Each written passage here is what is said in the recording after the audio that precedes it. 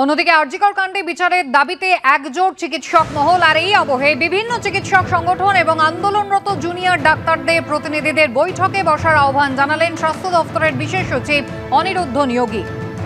Mascot স্পিন কন্ট্রোল ল্যাবের পরীক্ষায় এটি প্রমাণিত। কেয়াসেট আলোপেক্স পেন্টা অ্যাক্টিভ নতুন চুল গজাতে সাহায্য করে, চুল পড়া বন্ধ করে। কেয়াসেট Alopex penta active 10 hair fall প্রবলেমের একমাত্র সলিউশন।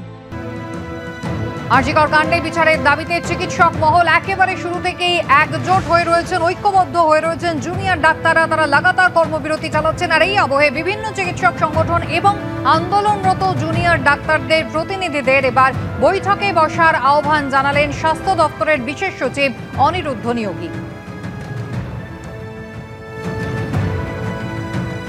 জিলাম করঞ্জাই রয়েছেন এই মুহূর্তে আমাদের সঙ্গে। জিলামের আগেও আমরা দেখেছি দফায় দফায় জুনিয়র ডাক্তাররা শুধুমাত্র যে কর্মবিরতি চালাচ্ছেন এমনটা নয়, তারা সিজিও কমপ্লেক্স পর্যন্ত পৌঁছে গিয়েছেন তদন্ত কতটা এগোলো সেটা জানার জন্য।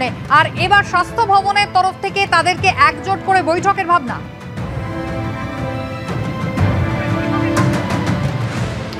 একদমই। তার আগে তোমাকে বলে রাখবো, এই মুহূর্তে আরজিকর মেডিকেল কলেজ হাসপাতালে আমরা যেখানে রয়েছি ঠিক বাদিকে এইটা হচ্ছে অ্যাডমিনিস্ট্রেটিভ বিল্ডিং। এখানে জেনারেল বডি বৈঠক হচ্ছে, জিবি মিটিং হচ্ছে। এই আরজিকর মেডিকেল কলেজের যে আন্দোলনরত চিকিৎসক ডাক্তার তারা করছেন, এবং তারা কেন করছেন, কারণ আমার সামনে সহকর্মী সন্দীপ পাল দেখাচ্ছে যে বিল্ডিংটা, ওটার নাম হচ্ছে প্ল্যাটিনাম জুবিলি বিল্ডিং। সেখানে প্রিন্সিপালের অফিস। সেখানে আজকে 12টা নাগাদ স্বাস্থ্য শিক্ষা অধিকর্তার সঙ্গে এই আন্দোলনরত আরজিকরের পড়ুয়াদের বৈঠক হওয়ার কথা। নতুন অধ্যক্ষ মানস বন্দ্যোপাধ্যায় তার মৌরোহিত্যে মধ্যস্থতায় এই বৈঠক হওয়ার কথা হয়েছে, এবং পড়ুয়ারা সেখানে যাবেন, আন্দোলনরত আরজিকরের যে ডাক্তার তারা যাবেন বলে সম্মত হয়েছেন। কিন্তু সেইখানে তারা কি দাবি করবেন সেই বিষয় নিয়েই আলোচনা করতে চাইছেন।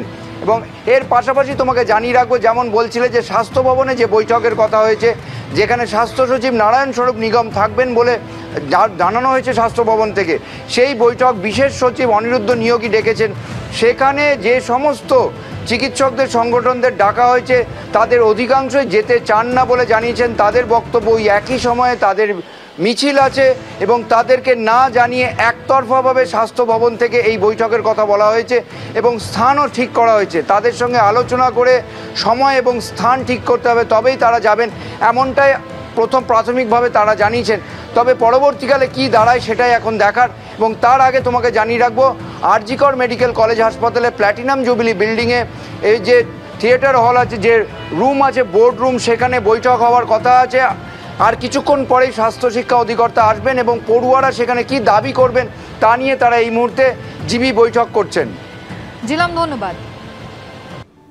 দুটো জেলা পশ্চিম মেদিনীপুর এবং বাঁকুড়া, এই দুই জেলাতেই দুই স্কুল পরিদর্শকের নির্দেশিকা ঘিরে তৈরি হচ্ছে বিতর্ক।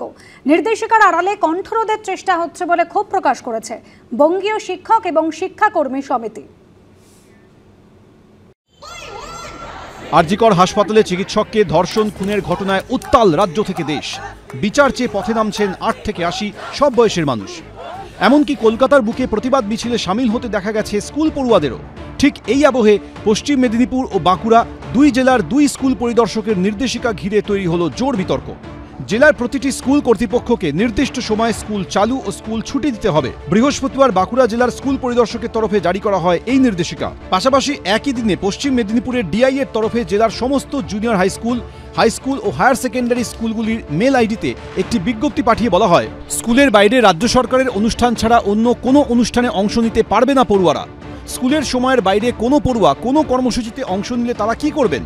স্কুল পরিদর্শকের এই নির্দেশ ঘিরে প্রশ্ন তুলেছেন শিক্ষকদের একাংশ। মাননীয় জেলা বিদ্যালয় পরিদর্শক পশ্চিম মেদিনীপুর তিনি বিদ্যালয় প্রধানদের উদ্দেশ্যে একটি নির্দেশিকা জারি করেছেন। তাতে তিনি জানিয়েছেন যে বিদ্যালয়ের শিক্ষার্থীরা বিদ্যালয়ের বাইরে কোনো ধরনের কর্মসূচিতে অংশ নিতে পারবে না শিক্ষা দপ্তরের কর্মসূচি ছাড়া। আসলে বিদ্যালয়ের বাইরে কোনো শিক্ষার্থী কোনো কর্মসূচিতে অংশ নিলে তাতে বিদ্যালয় প্রধানদের কিছু করণীয় আছে বলে তো আমার মনে হয় না। কিন্তু কেন আচমকা এই ধরনের নোটিশ জারি করলেন স্কুল পরিদর্শক? নির্দেশিকার আড়ালে কি আরজিকর কাণ্ডে প্রতিবাদ আটকানোর পরিকল্পনা? এই প্রশ্ন তুলে নোটিশ প্রত্যাহারের দাবি তুলেছে বঙ্গীয় শিক্ষক ও শিক্ষাকর্মী সমিতি। আরজিকর কাণ্ডের নারকীয় ঘটনাকে কেন্দ্র করে আমাদের রাজ্যের শিক্ষক থেকে আরম্ভ করে ছাত্র ছাত্রী কলেজ, ইউনিভার্সিটি এবং স্কুলের ছাত্রছাত্রীরা প্রতিবাদ করছে। পশ্চিম মেদিনীপুর জেলার ডিআইয়ের একটা নির্দেশ দেখে আমরা অবাক হলাম। আমাদের প্রশ্ন যে ছাত্রছাত্রী যারা লেখাপড়া করে স্কুলের মধ্যে, স্কুল ক্যাম্পাসের বাইরে তারা কি করবে সেটা কি সরকারি নির্দেশ করে দেবে? ছাত্রছাত্রীদের কি মানে স্কুল এডুকেশন ডিপার্টমেন্ট কিনে নিয়েছে নাকি? এটা গণতন্ত্রের কণ্ঠরোধ। নির্দেশিকা নিয়ে পশ্চিম মেদিনীপুরের জেলা স্কুল পরিদর্শক মুখ না খুললেও বাঁকুড়া জেলার ডিআইয়ের দাবি সুনির্দিষ্টভাবে পঠন পাঠন চালানোর উদ্দেশ্যেই এই নির্দেশিকা জারি করা হয়েছে। বিভিন্ন সময় যে অভিযোগ পাচ্ছিলাম এবং আমরা স্কুল দেখতে গিয়ে দেখেছি কিছু কিছু স্কুল কম হলেও স্কুল যে নির্দিষ্ট সময়ে বসায় এবং নির্দিষ্ট সময় পর্যন্ত স্কুল করা, যেটাকে আমরা ইনস্ট্রাকশনাল আওয়ার বলি, সেইটা কোথাও কোনো স্কুল কম হচ্ছে। মধ্যশিক্ষা পর্ষদের যে ইনস্ট্রাকশন আছে, যেটা সময় মতো স্কুলে পঠন পাঠন করানো, সেই চিঠিটা রেফার করে আমরা একটা প্রধান শিক্ষককে জানিয়েছি যে তাতে সময় মতো স্কুলগুলো ক্লাস ইত্যাদি হয়।